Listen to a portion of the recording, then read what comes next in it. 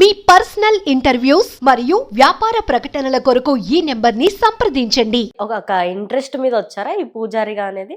అది మా వృత్తి కదా. చదువు అంటే ఉద్యోగం ఇప్పుడు సపోజ్ ఎవరి వృత్తి వాళ్ళకి ఉంటుంది. అంటే ఇప్పుడు ఎలా అంటే చాకలి వాళ్ళు చాకలి పని, అలాగా మంగళ వాళ్ళు మంగళ పని, అలా ఏంటంటే ఎవరి వృత్తి వాళ్ళకి ఉంది. ఇప్పుడు చదువుకోవడం అనేది మెయిన్గా ఇప్పుడు అందరూ ఆల్ కేటగిరీస్ వారు చేయొచ్చు.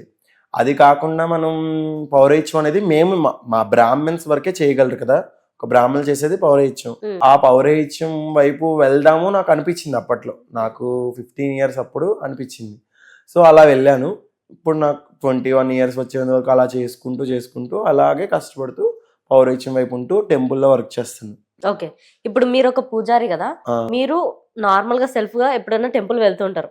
అంటే మీరు పూజారి అని అవతల వాళ్ళకి తెలియదు, కానీ అవతల వాళ్ళు చేస్తున్న నియమాలు కానీ పాటించేవి కానీ మీకు రిమార్క్ అనేది తెలిసిపోతుంటుందిగా. తెలుస్తుంది. సో మీరు ఇప్పటిదాకా ఐడెంటిఫై చేసినవి కానీ ఇక్కడ ఉన్న టెంపుల్స్ కానీ ఏమనిపిస్తుంది ఇంకొక పూజారిని చూస్తుంటే మీకు? పూజారి ఎలా చేయాలో అలాగే చేస్తారు. కొన్ని చోట్ల పూజారులు ఉండకుండా వాళ్ళ పై వాళ్ళు చేస్తారు. అది నాకు నచ్చదు. అంటే పూజారులు పెట్టకుండా వాళ్ళే దీపాలు వెలిగించడం. సో అలాంటివి విగ్రహాలు, పెద్ద పెద్ద విగ్రహాలు పెట్టేసి అక్కడ దగ్గరలో ఉన్న వాళ్ళు దీపాలు పెట్టడం, అలాంటివి నాకు కొంచెం నచ్చలేదు.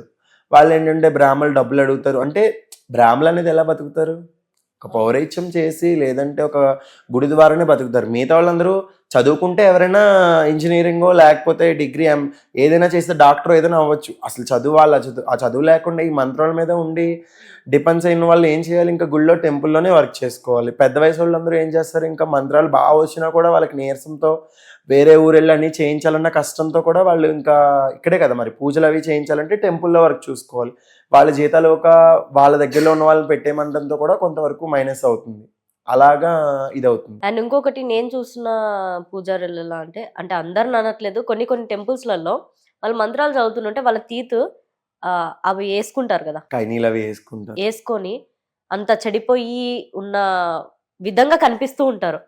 మరి వృత్తిపరంగా వస్తుందా వాళ్ళకి, లేదంటే సడన్ గా ఏమన్నా వేషం వేసుకొని చేంజ్ అవుతారా ఏంటో నాకు అసలు అర్థం కాదు. అవును, మీరన్నది కరెక్టే. అలా కూడా ఉన్నారు. మా దాంట్లో లేరని నేను అన్ని అంటే యాక్చువల్లీ మనం ఏదైనా ఒకటి చేస్తున్నాం అంటే మంచిగా ఉంటే చెడు వాళ్ళు పర్సనల్ అనేది మనం అక్కడ వాళ్ళు చూపించకూడదు. టెంపుల్ వరకు ఎంతవరకు పరిమితం అంతవరకే చూపించాలి. శ్రద్ధగా చేస్తున్నారా లేదా, చేయనప్పుడు వాళ్ళు ఉండే కమిటీ వాళ్ళు మాట్లాడుకుని వాళ్ళకి మనం చెప్పాలి. అదైతే చేయకూడదు. అలా అన్నాం అనుకోండి, మనం ఎవరైనా అంటే వాళ్ళకి కోపం వస్తుంది. నువ్వు నన్ను అంటాక సరిపోతావా అన్నట్టుగా మాట్లాడతారు ఎవరైనా సరే. అవునా కదా? అవును. సో ఈ రోజుల్లో ఎవరికి వాళ్ళు నేనే పెద్ద అన్న గర్వంతో కూడా చాలా మంది ఉంటున్నారు. అందుకని మనం దేంట్లోనూ కూడా తలదోచకూడదు. ఎవరి పని వాళ్ళు చేసుకెళ్ళిపోతే అక్కడితో సాల్వ్ అయిపోతాయి. లేదంటే వాళ్ళు తప్పు చేస్తున్నారని మనం చెప్పినా కూడా మనల్ని శత్రువుగా చూస్తున్నారు ఇప్పుడు. సో అలాగే నేను చాలా మటుకి పట్టించుకునేవి. నేను ఎంతసేపు నా ఫ్యామిలీ వరకు నేను ఆలోచిస్తాను. ఎక్కువ ఆలోచించి టెన్షన్ పెట్టుకుని హెయిర్ ఫాల్ అయిపోవడం ఎందుకు? అండ్ మీరు చిట్కాలు చెప్తున్నారు కదా కొన్ని వీడియోస్ లో, అంటే అది ఎందుకు ఉపయోగపడుతుంది అనేది మీ కుకింగ్ వీడియోస్ కూడా నేను చూసాను. సో అంటే బేసిక్ గా ఎవరు న్యూట్రియన్ ఇవన్నీ పాటించట్లే ఈ జనరేషన్ లో. ఎంతసేపు చూడు కెమికల్ లోనే బతికేస్తున్నాం. సో కొన్ని చిట్కాలు హెయిర్ కి, ఫేస్ కి, స్కిన్ కి, ఈ గ్లోయింగ్ కి, అంటే మీరు మిమ్మల్ని చూస్తేనే అర్థమైపోతుంది మీరు అవన్నీ పాటిస్తున్నారని. సో మా కోసం, మీ ఆడియన్స్ కోసం ఒకసారి. యాక్చువల్లీ అంటే నేను ఎక్కువ హెయిర్కి అయితే గుంటకరగరాకుని ఉంటుంది. గుంటకరగరాకుతో మా మమ్మీ ఫస్ట్ నుంచి అంటే నాకు చెప్పేవారు ఎప్పుడు. సో నాకు ఇదివరకు బాగా హెయిర్ ఫాల్ అయ్యేది. ఫస్ట్లో హెయిర్ ఫాల్ బాగా ఎక్కువ ఉండేది. సో ఒక 5 years బ్యాక్. సో నేను 5 years నుంచి ఒకే ఆయిల్ వాడుతున్నా. సో ఆ తర్వాత నుంచి ఈ ఆయిల్ అంటే రేపు బాత్ చేస్తున్నాను, ఈరోజు మధ్యాహ్నం పెడతాను. హెడ్ బాత్ చేసే ముందు ఎవ్రీడే హెడ్ బాత్ చేస్తాం కాబట్టి ముందుగా ఆయిల్ పెట్టేస్తే తర్వాత హెడ్ బాత్ చేసుకుంటే మనకి అంటే అందరూ హెయిర్ ఆయిల్ అనేది హెయిర్కి పెడుతున్నారు. అలా కాదు, కింద బుర్రకు పెట్టి ఒక 10 నిమిషాలు మసాజ్ చేసుకుంటే హెయిర్ కింద ఉన్న బుర్రకు పట్టి దాంట్లోంచే కదా మనకి హెయిర్ వస్తుంది. అది గ్రోత్ అవుతుంది. ఎక్కడైతే మనకి ఫాల్ ఉందో ఆ ఫాల్ని కూడా ఆపి మళ్ళీ మొలకల్లా మన హెయిర్ కూడా గ్రోతింగ్ బాగుంటుంది. ఓకే, ఆకు పేరేంటి? గుంటగరగరాకు. ఇక్కడ దొరుకుతుంది అది? అవి అసలు పొలాల్లో దొరుకుతాయి. ఇప్పుడు అన్ని భృంగరాజ్ ఆకు అంటారు. అవన్నీ అంటే భృంగరాజ్ తైలం ఇవన్నీ వాళ్ళు వాడే వాటిలో డెఫినెట్లీ ఆకు యూజ్ చేయకుండా ఉంటారు. ఎందుకంటే అది ఆకు మనం ఇలా పట్టుకుంటేనే బ్లాక్ అయిపోద్ది మన చెయ్యి. అవునా? హెయిర్ కి అది ఆకుకి చాలా డిమాండ్ ఉంది. సో బయట అంటే పొలాల్లో దొరుకుతాయి. పొలం పని చేసే వాళ్ళకి బాగా తెలుస్తుంది ఈ ఆకు గురించి. సో వాళ్ళంటి వాళ్ళని మనం తెలిసిన వాళ్ళు ఎవరైనా అడిగితే వాళ్ళు మనకు తెచ్చిస్తారు. లేదంటే అవి అమెజాన్, ఫ్లిప్కార్ట్లో కూడా 100 గ్రాములు సంథింగ్ కొంచెం రేట్ ఉంది. నేను మొన్న ఒకసారి ఎవరికో కావాలంటే వాళ్ళు ఆన్లైన్ చేయమంటే, సో నేను అప్పుడు లింక్ చూస్తే వాళ్ళు అమెజాన్లో దొరుకుతుందంటే కొనేసుకోమని చెప్పా. నన్ను అడిగారు, నా హెయిర్ టిప్స్ అడుగుతూ ఉంటారు హెయిర్ గ్రోతింగ్ చూసి.